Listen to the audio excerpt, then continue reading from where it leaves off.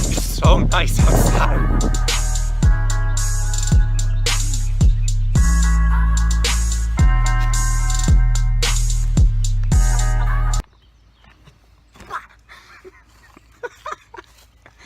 Hi guys, I'm Josh. I'm going to show you a couple things about fighting.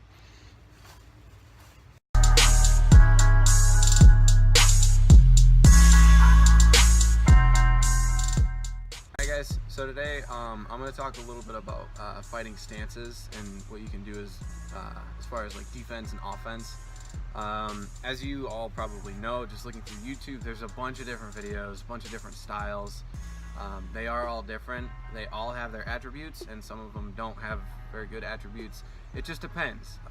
You have to pick your own style, pick what you like, and if you do like it and it works in practice, then use it. That's your technique then. Steal as many techniques as you can. That's kind of the thing of martial arts. You have to pick what works for you individually. But just for me personally, I'm going to show you a couple things that I know. Alright, so first things first, any good fighter knows that you need a good defense before you do any offense.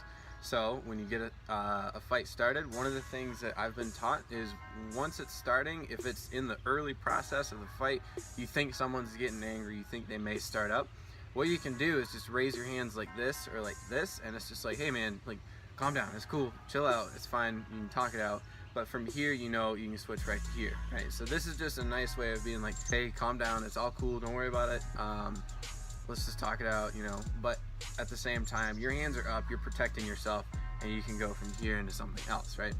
So keep your hands up. You never want to just start like this the whole time, because then you'll just get punched if they're faster than you. There's always someone that's going to be better than you. Doesn't matter if you're Bruce Lee, Mike Tyson, always going to be someone better than you. So just please keep your hands up if you think something's going to happen, okay? So we're here, we're saying, hey man, chill out, it's all cool. You see something getting started, you're here, okay? A couple mistakes people make when they do fighting, this is pretty widely known through most of the different kinds of martial arts, is when you do fighting, you don't want to keep your hands out like this, right? Okay, you don't want to leave this open. So what a lot of people do is they'll either close up like this, and they'll kind of put one shoulder back, and the reason they're putting their shoulder back is so that they can throw a punch in, right? They're not going to go from here and then do kind of an awkward punch. There's just no momentum there, okay? So what most people do is they're here, they're protecting their chin, and they bring that right arm back. It is up to you, but again, it is important to protect your chin. A couple other things that I've seen is you'll see some people, if they're really flashy, they kind of use this guard, and it works. It does work to a degree. They use their shoulder to protect this side of the chin, and this hand to protect this side of the chin, and then use this hand as a lower guard and or something to hit up with, but you can see the time that it takes to bring that hand up to a punch, right? So I recommend, if you're doing this, use this as your high and this is your low blocking.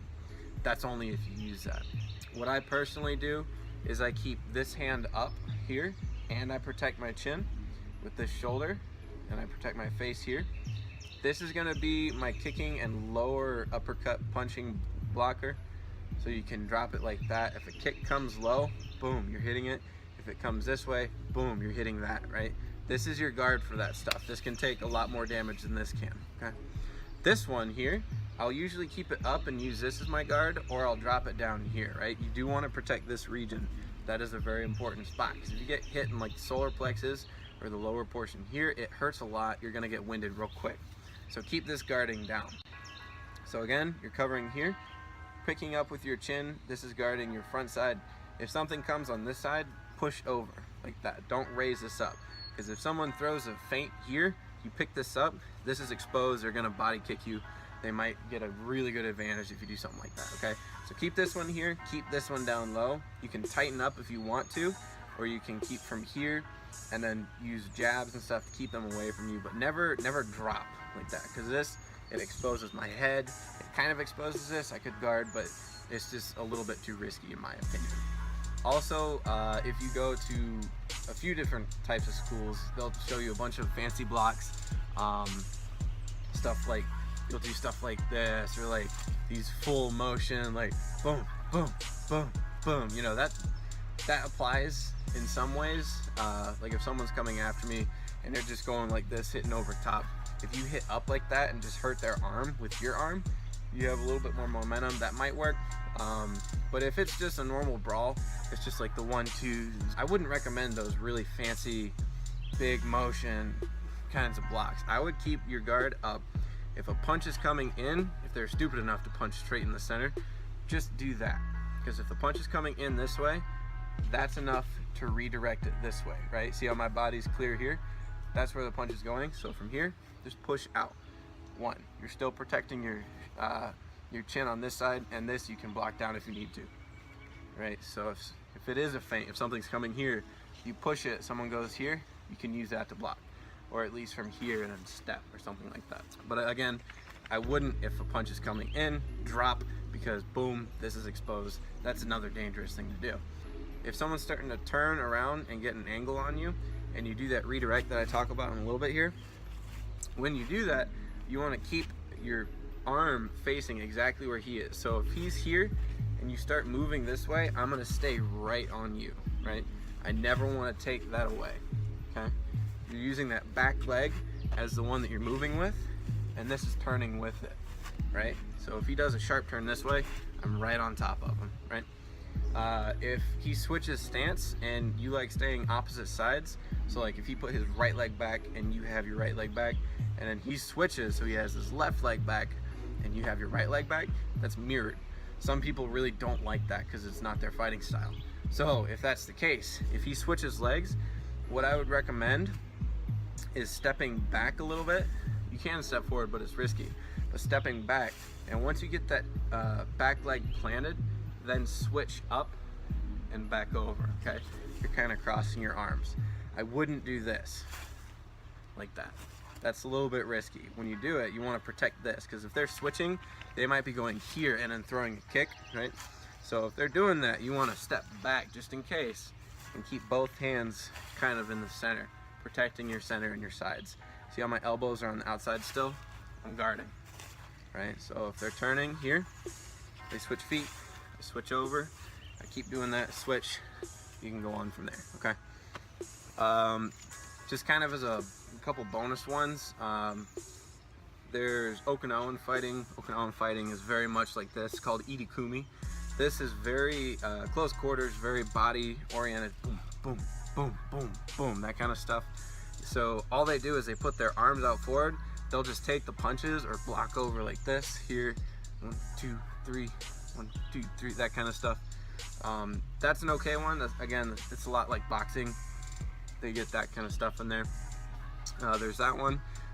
If someone's fighting you with a knife, a lot of the times this is a good one, because what you're doing is you're putting your hands out to be able to catch the knife, and you're keeping your body away, right?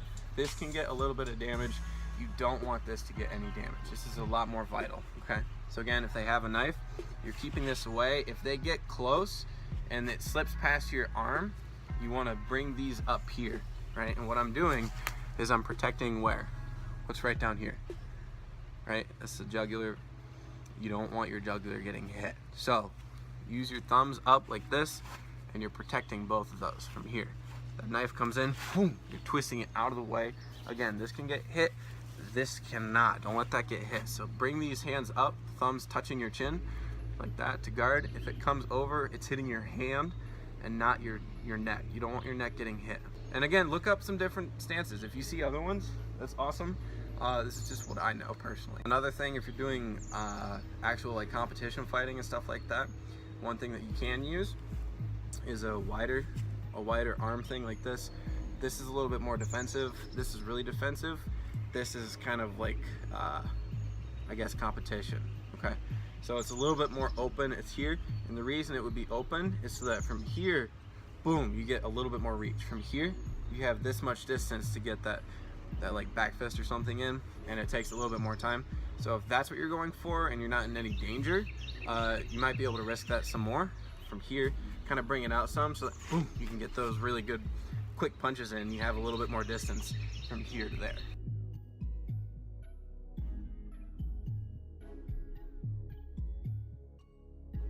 Alright, so we're gonna go over footwork on this spot right here, just because you can see my feet a little bit easier. But a lot of the time what you'll see most people do is this one right here, okay? Now, when you do that, you're gonna be about shoulder width apart, just like so. And that means where each of your shoulders are, that's where the foot is gonna be. Once you get that done, you're gonna take one step back with either your right or left foot. If you're being more offensive, you bend your knees a good bit because you're gonna be pushing forward. And if you're being defensive, I would kind of turn this back foot back a little bit because it gives you more of an anchor and kind of lean forward, okay? You do want to make sure that from here, you don't step too short like this. Andrew.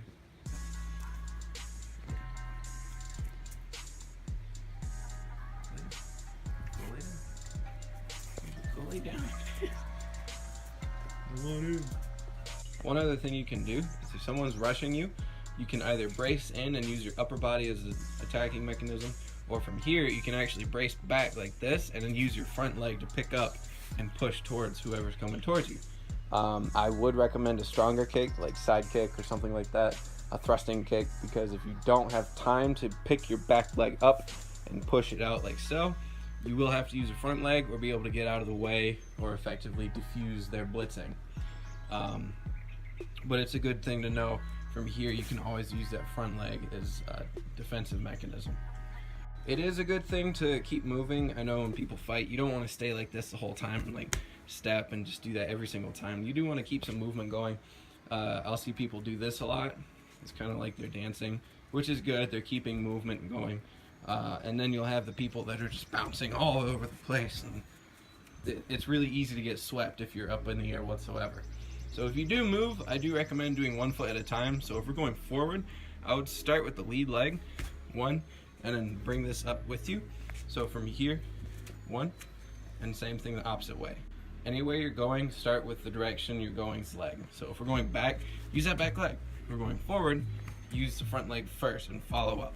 1, 2. And if you're readjusting to someone, if someone's turning this way and you don't like that, use the back leg first and then recorrect from there, okay? I wouldn't recommend doing this and then here, because you can kind of see it makes you a little bit unstable. If we're here like that, it's not a great stance. It's really easy to fall, okay? So if someone's moving this way or they're moving this way, step, readjust, step, readjust. If something happens in the middle of that, you have this back leg as a brace. From here, if something happens, this is already planted, it's harder, you're probably gonna fall, okay?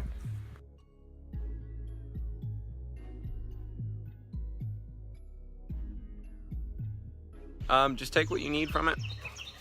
Pick and choose your favorite. If you don't like anything in the video, don't follow any of it. Only do what you're comfortable with.